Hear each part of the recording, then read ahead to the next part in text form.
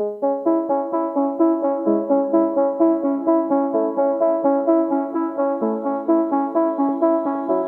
is Seasons of Discontent with your hosts Rick Snyder and Matt Combs on the Hogstein Network.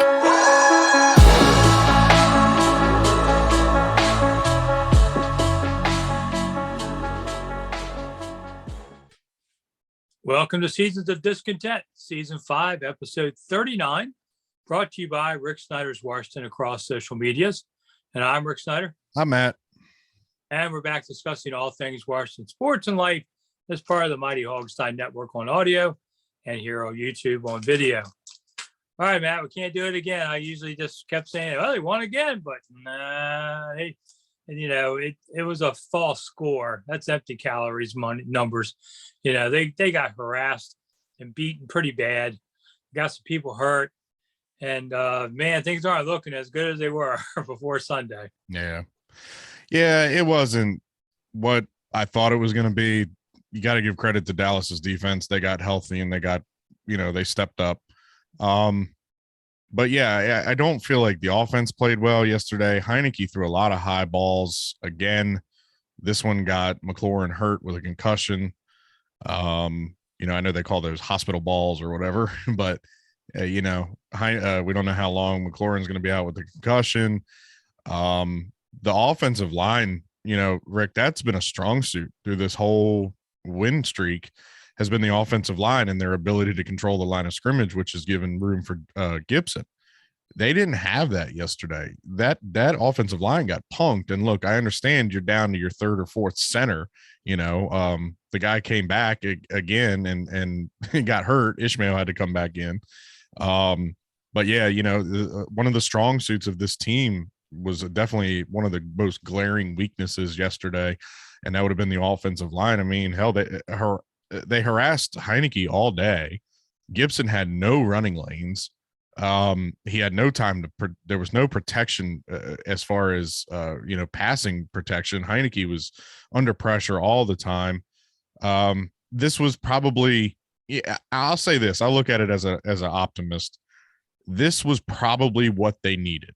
You still have 4 division games, and this was what they needed. They needed to kind of get knocked down, and they needed to reassess, and hopefully that's what they do. They see the Cowboys in 2 weeks. I mean, you got the Eagles in between, but then you got to go to Dallas. So there's still some winnable games out there. They dropped to 7th in the playoffs, but Rick, realistically watching this league, there's 2 or 3 teams at the top of each conference that are elite. Everybody else is just kind of middling to, weak. So, as far as I'm concerned, those 5, 6, 7 spots in the wild card, they're still there. They're still for the taking.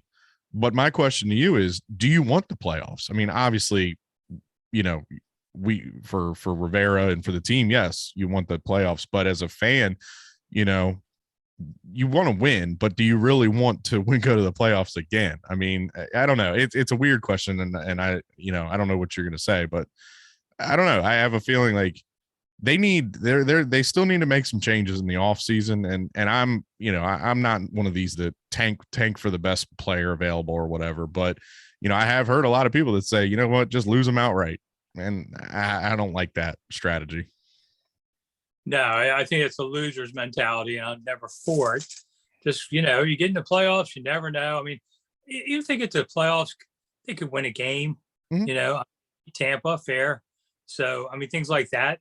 They could win a game and not going to the Super Bowl. No. But take victories in life where you get them, because otherwise life just wants to kick you in the butt anyway. So take the good.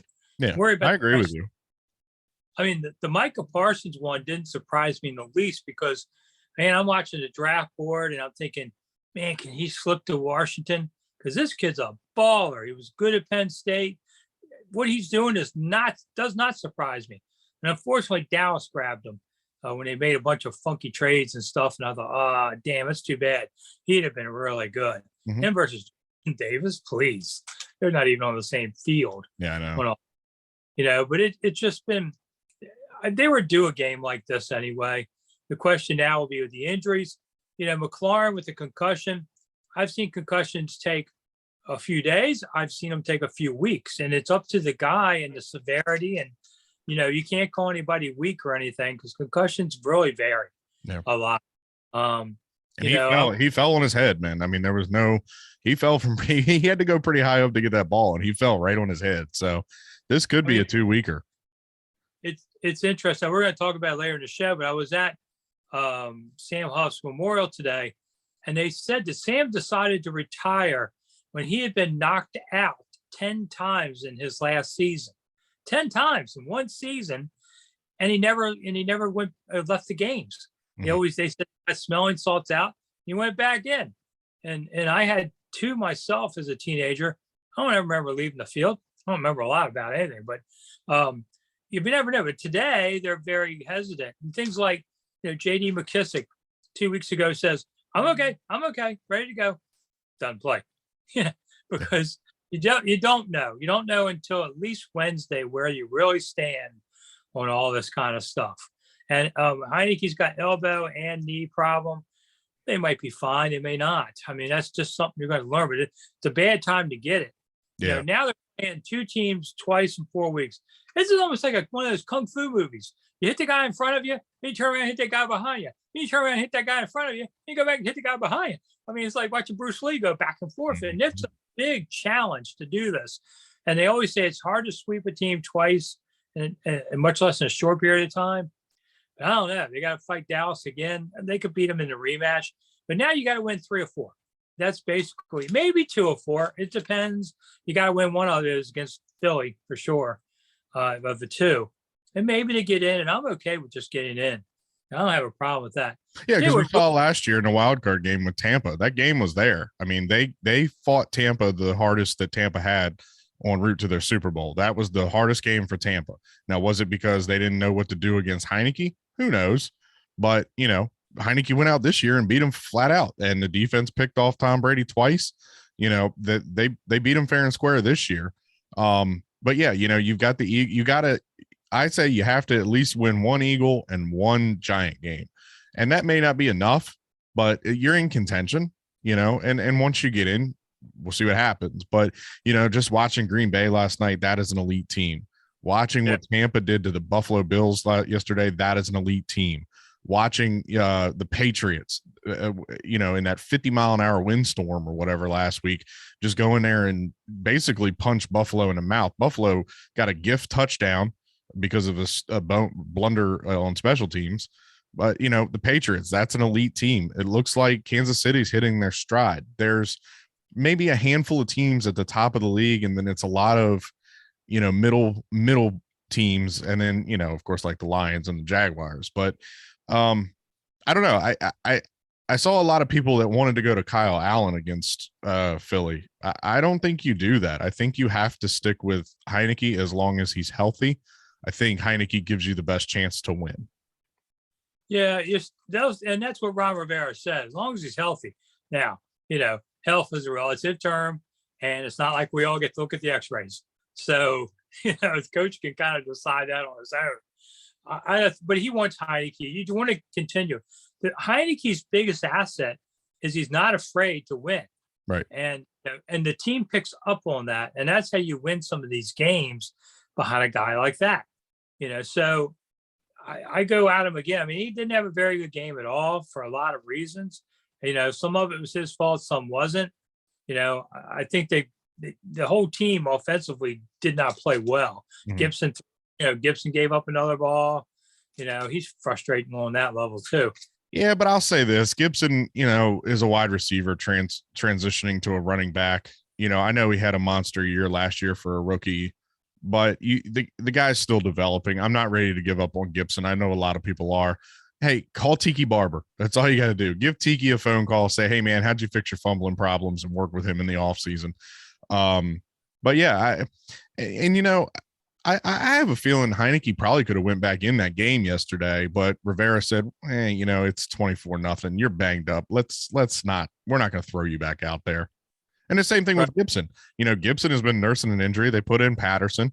They rolled with him for a while, and Holcomb made it competitive at the end. And then, Kyle Allen ended up putting the ball on the carpet trying to get the ball out of his hands. But I don't know. I also, the Cowboys didn't really show me much yesterday. Was their defense good? Yeah, but not at the end of the game. And I know maybe they were sitting in a prevent or something like that, but Dak Prescott didn't show me anything. He threw 2 boneheaded picks. Elliott is banged up. He can't get side to side. I don't think Dallas is going to do anything in the playoffs either, but we'll see.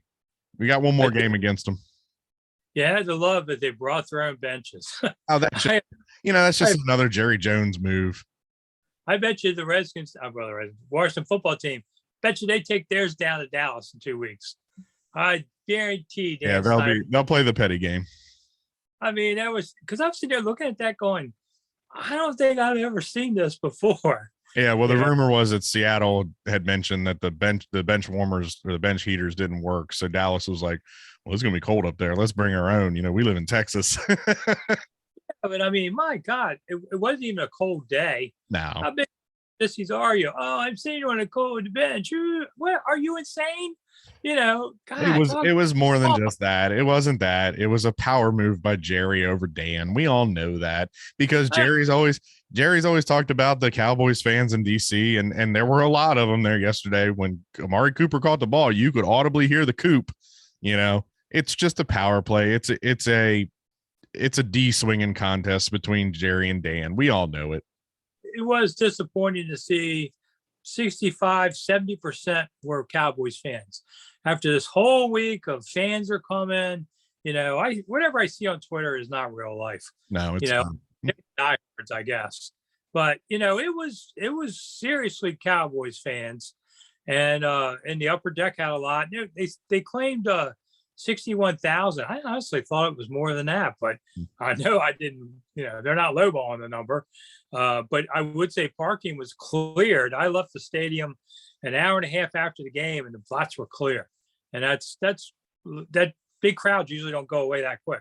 Mm-hmm. I don't know. Well, I saw a tweet that you put out that by halftime, half the Washington football team fans were gone. They were starting to go out. Who can blame them? Yeah. That's why I went out, just to see. Before we get going, I got a couple minutes.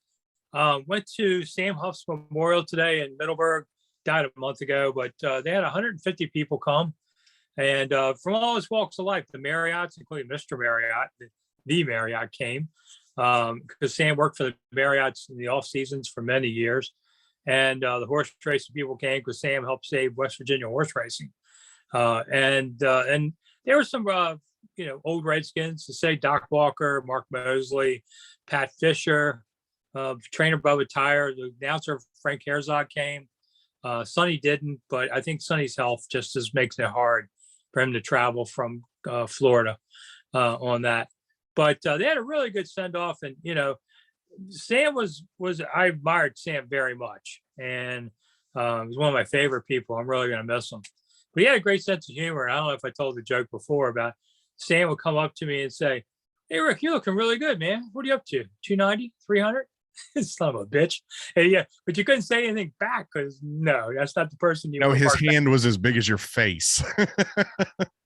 Dan was not the guy you wanted to get mad in that kind of match, but he was a fun guy too. He used to pat Sonny on the stomach and say, "Hey, the only year Sonny got was in shape was when Lombardi was here," and he'd laugh, and Sonny go, Sonny hated that joke.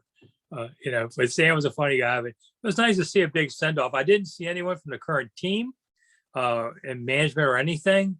Now they fired so many people. Maybe someone's there I didn't know, but I didn't see anybody, and I thought that was lacking because this team keeps saying they need to regain their history, and yet you ignore one of the greatest people to come through your organization. That was disappointing. Yeah, and for people my age, that was I didn't obviously know Sam the player. I knew Sam the broadcaster, Sonny, Sam, and Frank on a Sunday 1:00 game. That was the commentary of my childhood. So yeah, Sam's gonna be missed, and the glory days are gone, unfortunately. Yeah. All right, we gotta get out of here. We'll be back later in the week. I'm Rick Snyder. I'm Matt. We'll see you soon. Bye.